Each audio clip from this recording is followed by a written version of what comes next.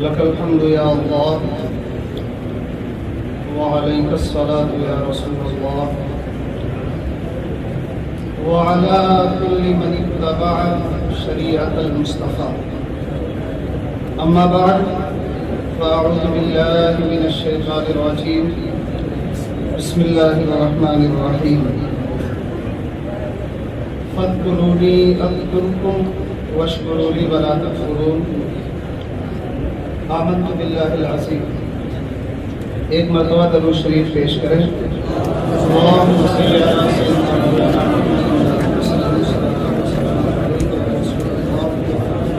محمد صلی اللہ علیہ وسلم.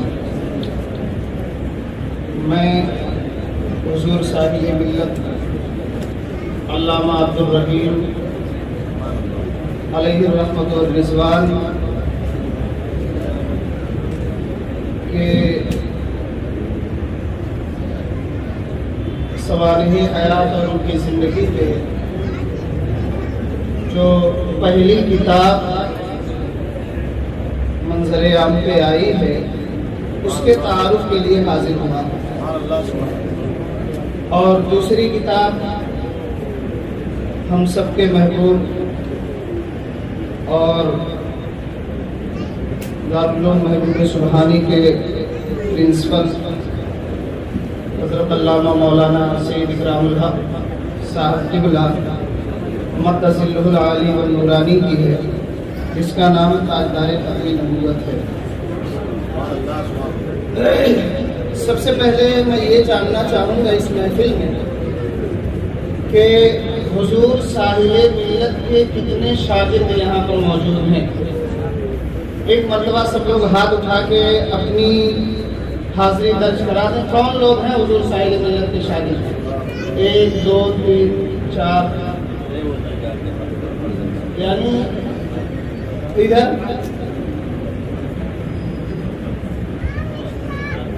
اچھا، اب ایک دوسری چیز آپ حضرات سے جاننا چاہوں گا میں کہ کتنے لوگ حضور صاحب ملت سے محبت کرنے والے اس محفل میں ہیں؟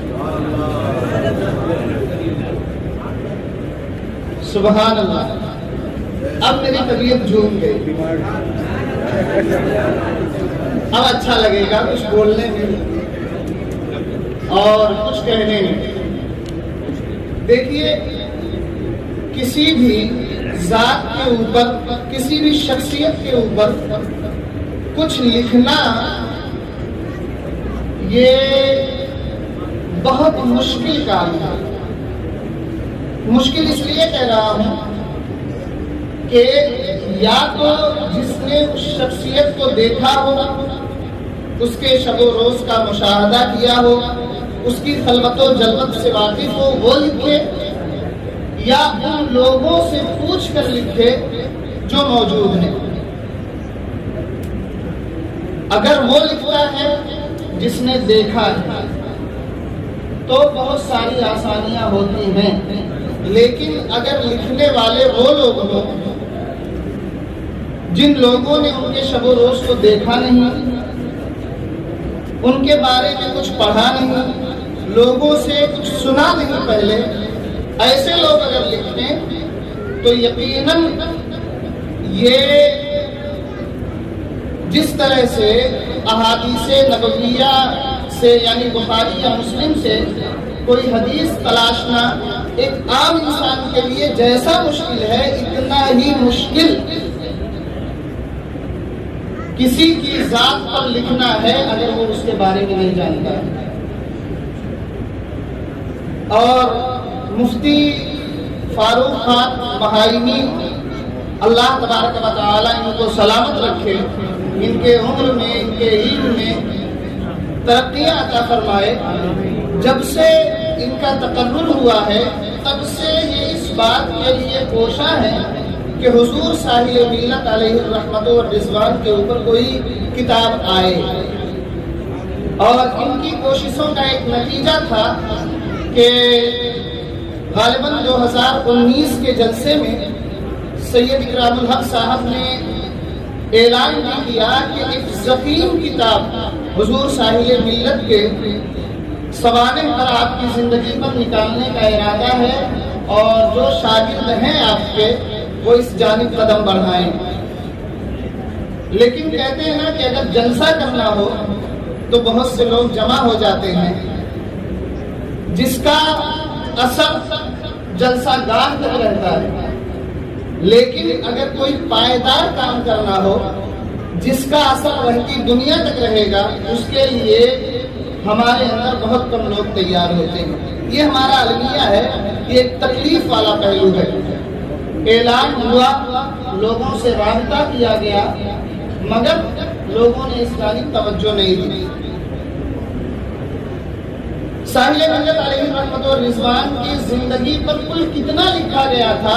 مفتی صاحب سے پہلے 2.5 صفحہ کتنا لکھا گیا تھا؟ کتنا؟ 2.5 صفحہ۔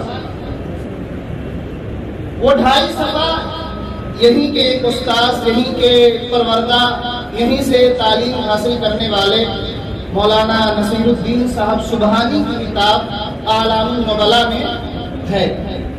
اس کے علاوہ اگر کہیں کوئی چیز ملتی ہے تو سید اکرام الحق مدث اللہ العالی کی جو بزم فیضان رضا کے تعارف میں یا مختلف کتابوں کے مقدمے میں یا دیباچے میں لکھا گیا وہ ہے۔ اس کے علاوہ کہیں کوئی تحریر آپ کے تعلق سے نہیں ملتی۔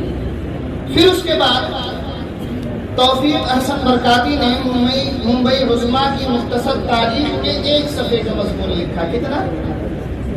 1 صفحے کا مضمون لکھا۔ پھر اس کے بعد جو آنے والا سال تھا، اس سے پہلے والا سال طلبہ کو برابر ترغیب دی جاتی رہی۔ ایک طالب علم تیار ہوا اور اس نے تقریباً 15 سے 20 صفحہ کا مقالہ جمع کیا۔ آپ اس کی ہمت کو سراہیں۔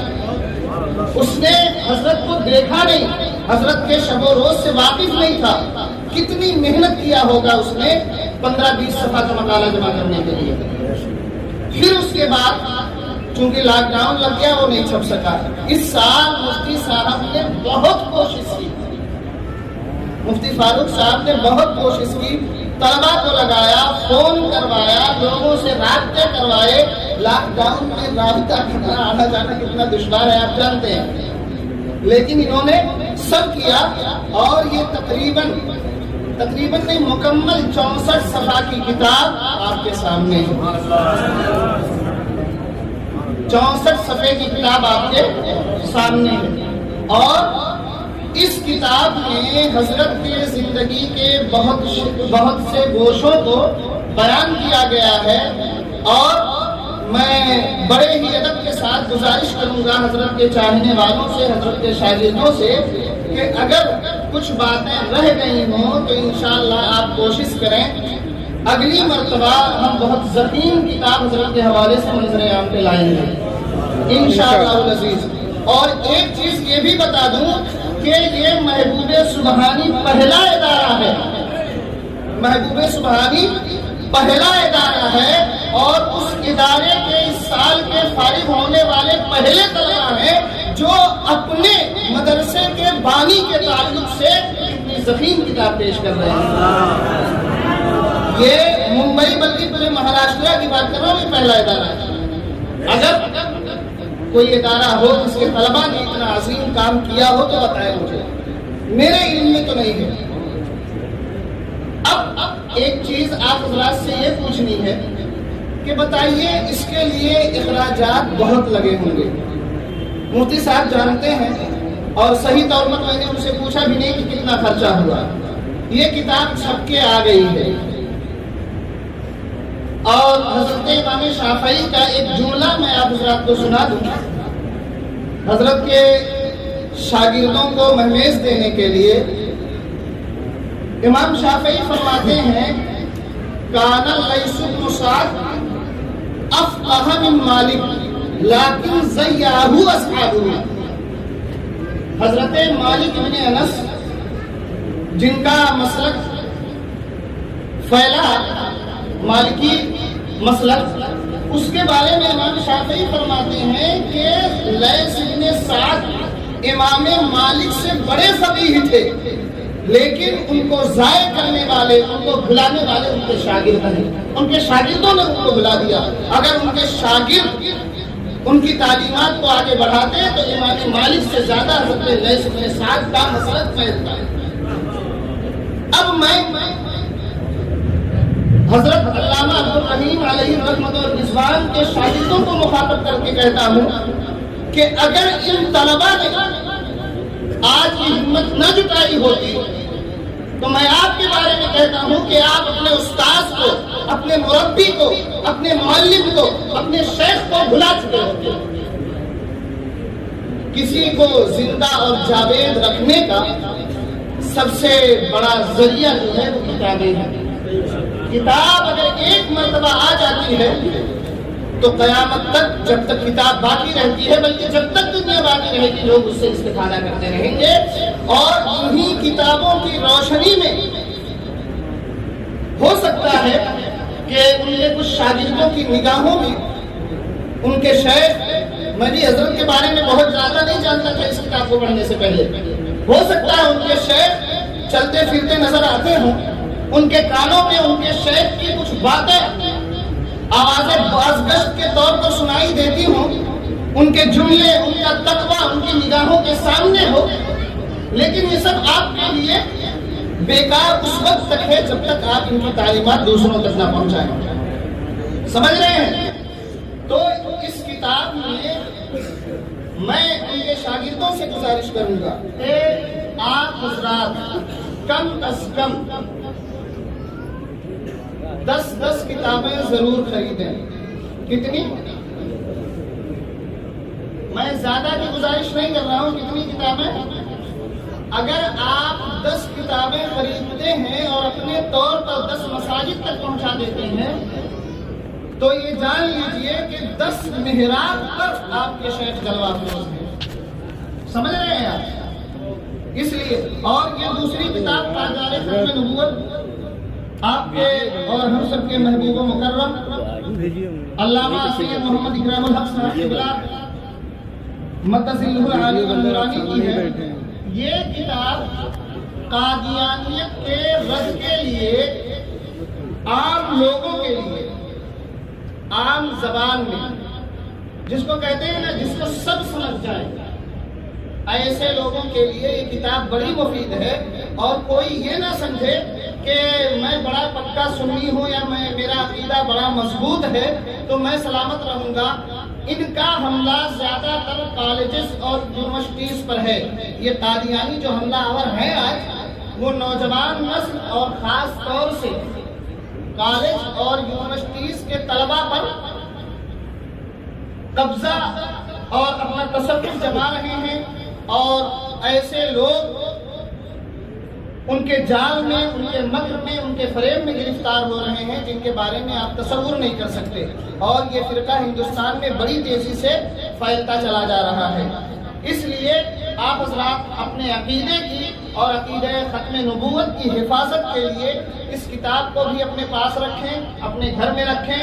قرآن کریم، آیات کریمہ اور دوسرے ائمہ کے اقوال سے، علماء کے اقوال سے مزین کیا گیا ہے، اور عقیدہ ختم نبوت کو بڑے اچھوتے انداز میں ثابت کیا گیا ہے، سائنٹیفک طریقے پر اسے ثابت کیا گیا ہے۔ آپ حضرات اسے بھی اپنے گھروں کی زینت بنائیں، اپنے ٹیبل کی زینت بنائیں، اسے اپنے مطالعے میں رکھیں۔ میں تو آپ حضرات سے گزارش کروں گا کہ آپ حضرات خرید کر یہ کتاب کم از کم ہر سیلون پر پہنچا دیں۔ وہاں پر لوگ جاتے ہیں، آدھا گھنٹہ پونا گھنٹہ بیٹھ کے انتظار کرتے ہیں، اور اس سے آپ گزارش کرتے ہیں کہ بھائی اس کو جس کا نمبر آنے والا ہو یا جو بیٹھ کے انتظار کر رہا ہو یہ پڑھے، تو انشاءاللہ العزیز یہ آپ کے لیے ثواب جاریہ اور صدقہ جاریہ بھی ہوگا۔ رب قدیر سے دعا ہے سب کو اللہ تعالیٰ توفیق خیر دے۔ السلام علیکم۔